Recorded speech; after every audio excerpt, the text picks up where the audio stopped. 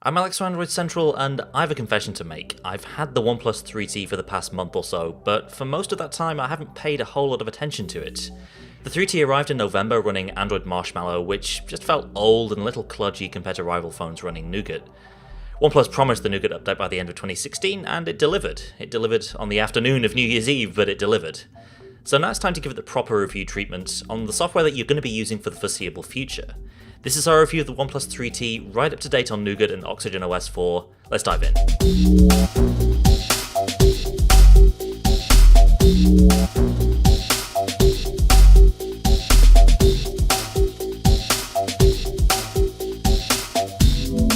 First, a quick primer. The OnePlus 3T is a souped up version of the regular OnePlus 3. It's the exact same size and shape as the older, now discontinued phone, so cases and other accessories will fit just fine. Only external difference is the colour of the new gunmetal grey model, but even that's hard to see unless you have them both side by side. That's the 3T over on the right there, by the way.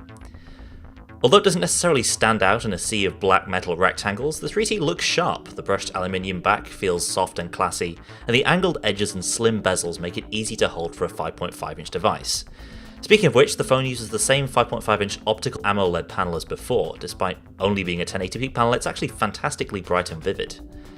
By contrast, the insides of the 3T have been upgraded across the board, giving you plenty of new hardware to sink your teeth into. There's Qualcomm's new, slightly speedier Snapdragon 821, same ludicrous 6GB of RAM and a larger 3400 mAh battery. Same base 64GB of storage, but you can upgrade to 128 for an extra $40. And that puts it in the same hardware ballpark as the more expensive Google Pixel for a hell of a lot less money. Other OnePlus staples are along for the ride too, like the choice of capacitive or on-screen buttons, dual SIM support, and the insanely useful mute slider on the top left. But it's the software, Oxygen OS 4 based on Android 7.0, which is really new here. For me, the most important change is the ability to scale the entire interface to your preference, which is great because by default everything is kind of gigantic. And on a related note, Nougat's new information-dense notifications are a big part of what makes me feel more productive on the new version, even when I'm just trolling coworkers. The rest of OnePlus's Oxygen OS 4 sees some minor tweaks from earlier versions. The home screen widget shelf has been revamped a little bit, though it's still not massively useful and doesn't work great with all widgets. The default theme has taken on some blue hues, making it visually closer to Google's Pixel UI and a little bit less Nexus-like. You can of course still use the light and dark themes and tweak your accent colours to your own liking. It's all part of the huge amount of customization that Oxygen OS allows.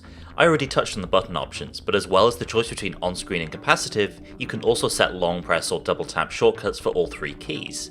You can easily declutter your status bar by trimming certain icons, and there are more gesture shortcuts than you'll know what to do with, letting you control everything from the camera to your music. Personally, I haven't really touched much of this stuff myself, but if you're the kind of person that likes to make your phone truly unique to you, this should be pretty exciting. The rest of the software loadout is made up of cleanly designed apps from OnePlus that fit in with the vanilla Android aesthetic. There's nothing too crazy going on here, everything just fits together nicely.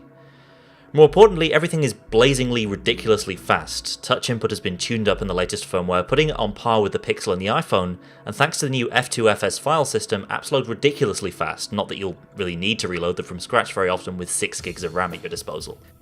The new bigger battery is a welcome improvement too, comfortably pushing the OnePlus 3T into that class of phone that you just know can comfortably take you to the end of the day. And if you forget to charge overnight, then Dash Charge, OnePlus's quick charging feature, can juice you up past the 50% mark in well under an hour. That's all great stuff, and so far we're neck and neck with some of the best Android phones out there.